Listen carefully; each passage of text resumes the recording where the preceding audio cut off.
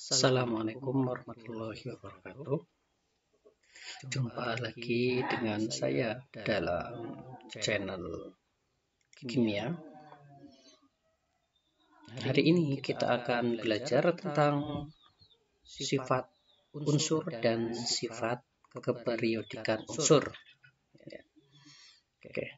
Setelah kemarin kita belajar mengenai sejarah dari tabel periodik unsur, dari mulai ilmuwan Arab, Persia sampai dengan tabel periodik unsur modern. Hari ini kita akan membahas sifat unsur dan sifat keperiodikan unsur. Oke.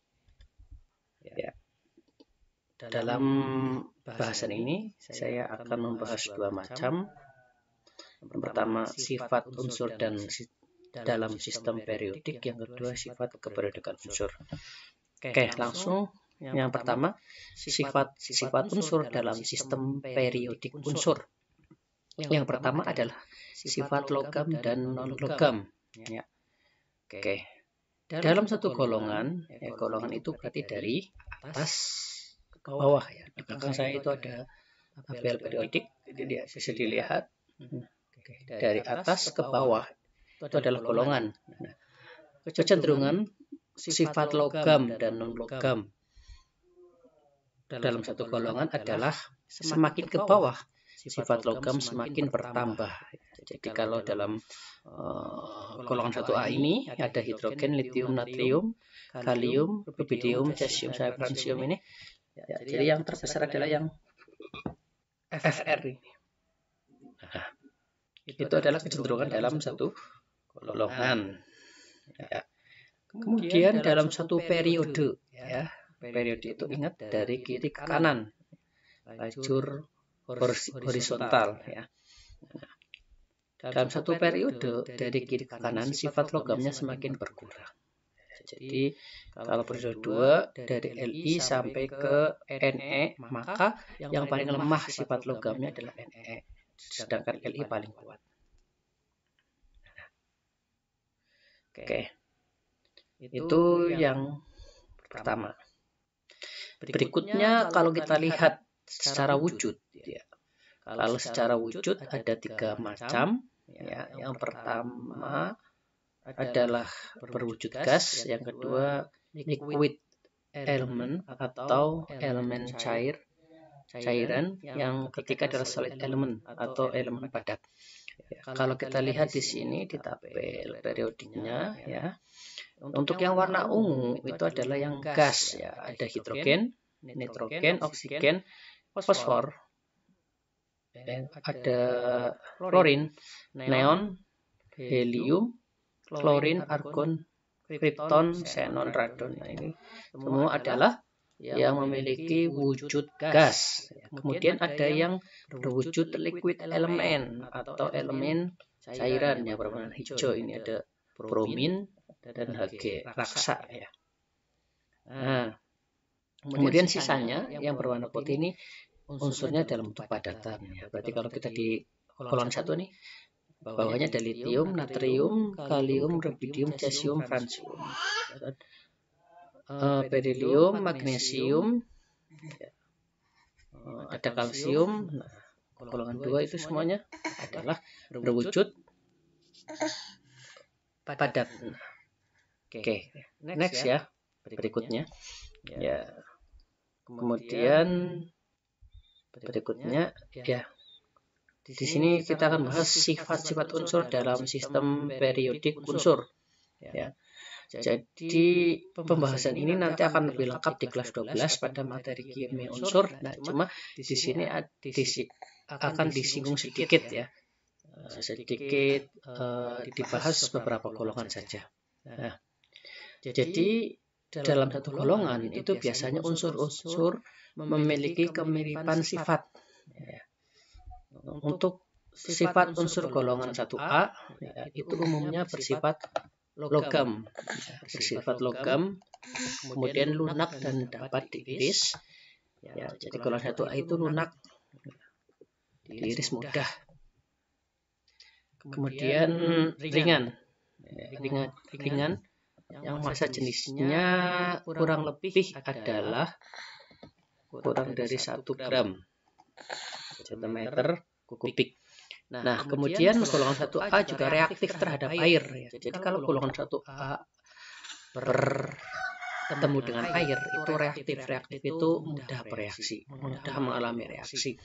Ya, kalian bisa melihat percobaan-percobaan yang melibatkan unsur golongan 1A dengan air, di mana biasanya di situ akan ada nyala api, bahkan bisa terjadi ledakan ya dalam skala kecil ataupun besar tergantung unsurnya. Semakin ke bawah ya dalam satu golongan itu maka daya ledaknya semakin tinggi. Ya, saya pernah juga percobaan natrium ya.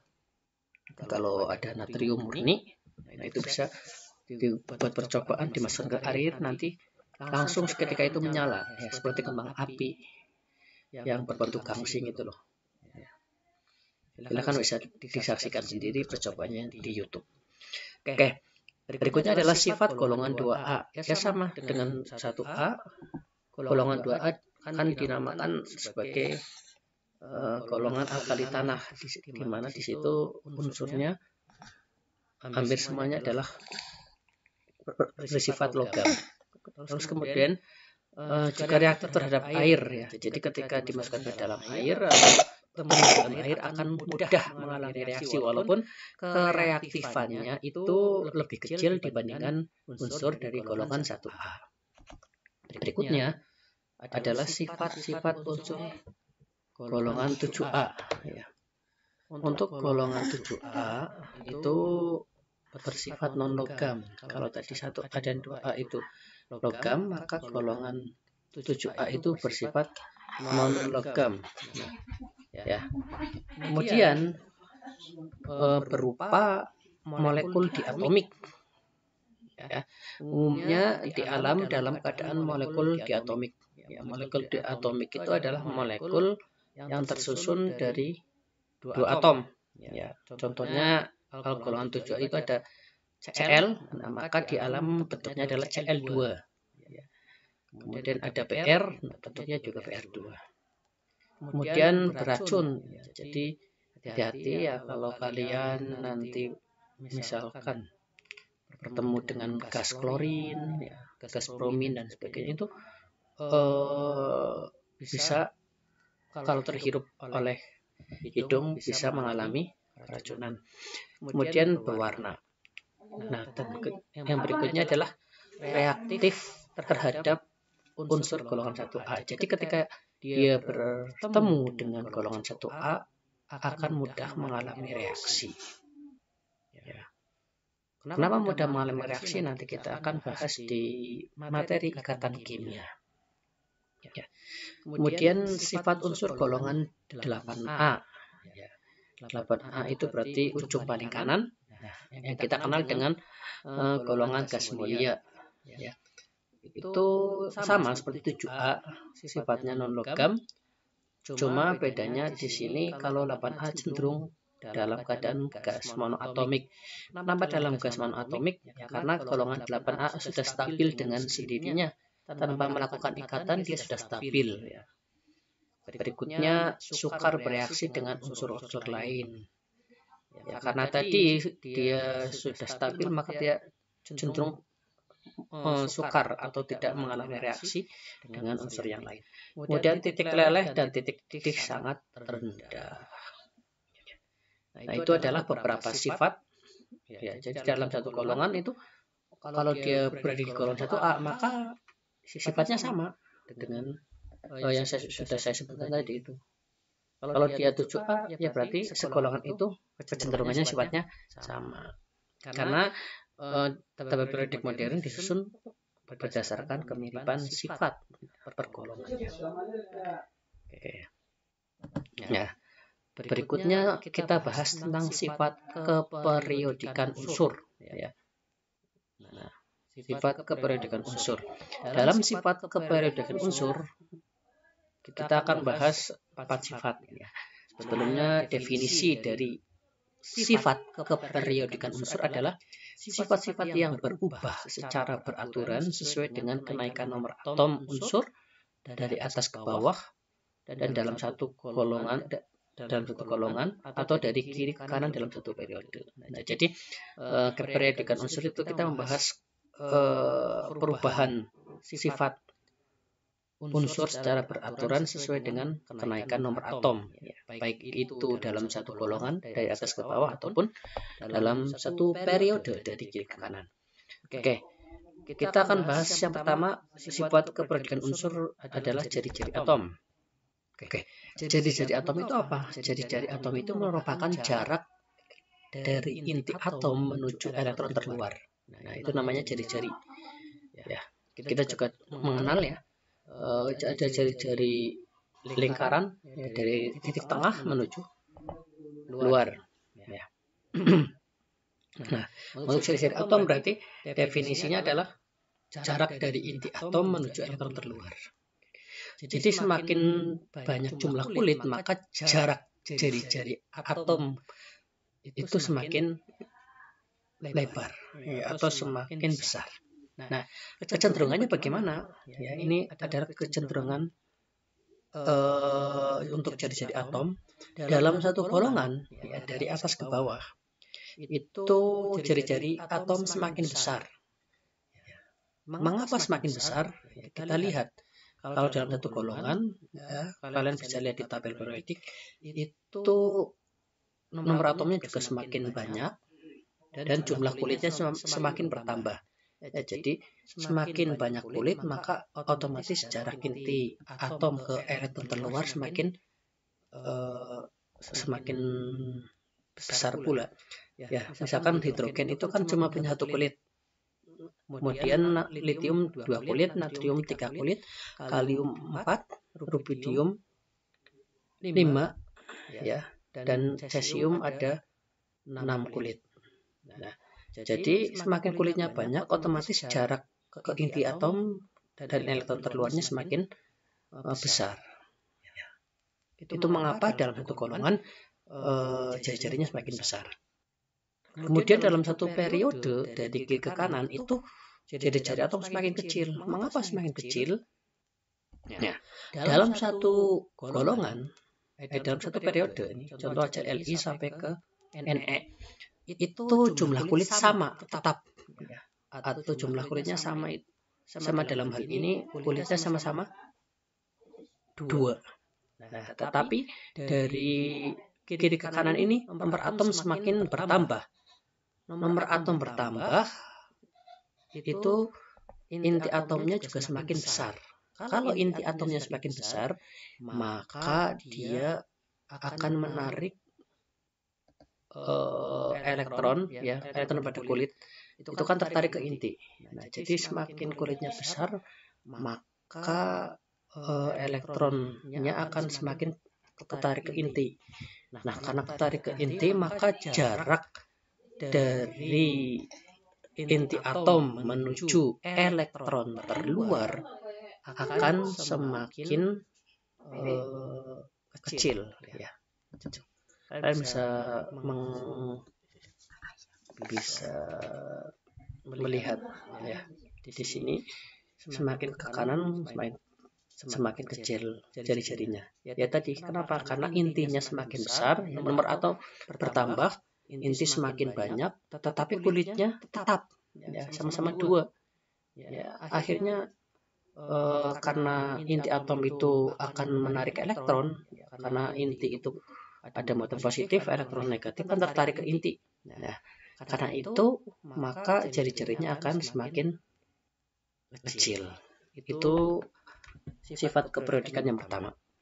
Berikutnya adalah energi ionisasi. Apa itu energi ionisasi? Energi ionisasi atau potensial ionisasi adalah energi minimum yang diperlukan oleh atom netral berwujud gas untuk melepaskan elektron. Ya, jadi energi minimum untuk melepaskan elektron diperlukan energi minimum. Energi minimum untuk melepaskan elektron itu dinamakan energi ionisasi. Dalam hal ini atom netral berwujud gas ya. Nah, kecenderungannya bagaimana? Dalam satu golongan dari atas ke bawah, energi ionisasi semakin berkurang. Mengapa berkurang? Ya, karena tadi inti atomnya semakin jauh ke elektron terluar, sehingga pengaruh inti atom ya kan itu karena tarik menarik untuk melepaskan diperlukan energi minimum. Nah, ketika mau lepas tetapi tarik menarik dengan intinya semakin berkurang energinya. Ya, karena kuritnya bertambah tadi sih ya, di sini. Nah, oleh karena itu maka kecenderungannya akan semakin berkurang energi yang diperlukan untuk melepaskan elektronnya. Kemudian dalam satu periode dari kiri ke kanan, energi ionisasi cenderung bertambah.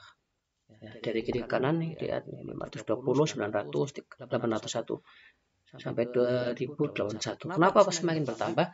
Karena tadi inti atomnya semakin besar, kulitnya sama. Nah, jadi ketika dia elektron terluarnya mau dilepaskan, nah, semakin ke kanan pengaruh intinya semakin besar, sehingga cenderungnya akan memerlukan energi yang lebih besar. Nah, itu adalah energi ionisasi. Berikutnya afinitas elektron. Ya, afinitas elektron adalah besarnya energi yang dibebaskan satu atom netral dalam wujud gas ketika dia melepas atau menerima elektron. Nah, kecenderungannya bagaimana? Semakin besar energi yang dilepaskan suatu atom, semakin mudah atom-atom tersebut menangkap elektron. Jadi semakin afinitasnya tinggi, dia akan berpeluang menjadi anion, ya, karena akan menangkap elektron. Kecenderungannya untuk afinitas elektron itu sama dengan tadi energi ionisasi. Dari atas ke bawah semakin berkurang, dari kiri ke kanan semakin bertambah. Itu untuk afinitas elektron. Yang terakhir ada keelektronegatifan. Apa itu keelektronegatifan? Keelektronegatifan adalah kecenderungan suatu unsur untuk menarik elektron sehingga dia bermuatan negatif. Nah, jadi unsur itu akan menarik elektron. Ya. Nah, yang menarik elektron adalah otomatis inti atom. Ketika inti atom semakin besar, maka kecenderungannya dia akan semakin mudah menarik elektron. Nah, kasusnya sama seperti yang tadi. Ya, ketika dia dalam satu golongan, maka keelektronegativitasnya akan semakin berkurang. Mengapa demikian? Karena tadi semakin ke bawah dari satu golongan, kulitnya semakin bertambah, sehingga pengaruh inti ke elektron terluar akan semakin berkurang. Ya. Ketika dia akan menarik elektron dari luar, ya, atau menarik elektron dalam satu ikatan, ya. Jadi nanti kita bahas di ikatan kimia. Jadi antara atom itu saling tarik menarik untuk membentuk ikatan kimia. Nah, oke. Inti atom yang lebih besar atau yang memiliki keelektronegatifan besar, itu dia akan semakin mudah menarik elektron. Nah, karena tadi dari atas ke bawah kulitnya semakin bertambah, maka kemampuannya untuk menarik elektron akan semakin berkurang, ya, karena semakin banyak kulit-kulitnya yang menghalangi si inti atom tadi untuk menarik elektron dari luar. Kemudian dalam satu periode dari kiri ke kanan, keelektronegatifan semakin bertambah. Masih sama logikanya, kulitnya tetap, akan tetapi intinya bertambah. Intinya semakin besar, semakin besar, semakin besar, tapi kulitnya sama. Maka selain dia menarik elektron pada kulitnya sendiri, ya, dia akan elektron pada kulit atom tersebut akan semakin mendekati inti karena gaya tariknya semakin besar. Ya. Jadi semakin ke sini golongan 7A ini 3,16, ini cuma 0,93. Besar. Dalam hal ini yang terbesar adalah punya fluorin. Jadi unsur ketemu fluorin, ya unsur apapun, maka elektronnya nanti akan ketarik ke fluorin, sehingga fluorin itu selalu kalau nanti kita belajar tentang materi bilangan oksidasi di semester 2, fluorin itu akan selalu negatif bilangnya. Ya.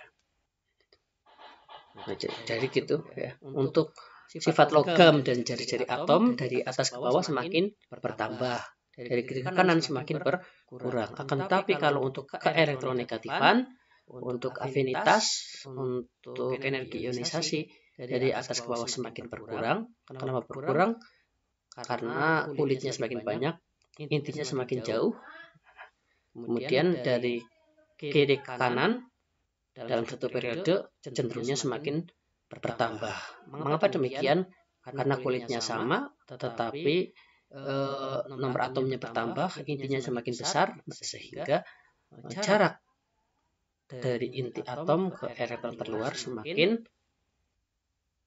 dekat. Nah, sehingga ketika dia mau menarik elektron dari luar lagi, atau dia akan melepaskan elektron, memerlukan energi yang besar. Kalau dia mau menangkap elektron, dia akan lebih mudah. Seperti itu. Ya. Oke. Ya, demikian kita sudah membahas tentang sifat keperiodikan unsur. Ya, untuk pertemuan untuk materi SPU sudah selesai. Selanjutnya kita akan belajar bersama latihan-latihan soal untuk mengerjakan soal-soal tabel periodik unsur, baik itu menentukan letak golongan dan periode tanpa melihat tabel periodik. Ya, juga kita akan belajar soal-soal tentang sifat keperiodikan unsur. Jari-jari mana yang lebih besar, ataupun energi ionisasi yang besar atau yang kecil, afinitas yang besar dan kecil, dan sebagainya. Itu akan kita bahas di video selanjutnya. Terima kasih sudah menyaksikan dengan baik. Akhirul kalam billahi taufiq wal hidayah. Wassalamualaikum warahmatullahi wabarakatuh.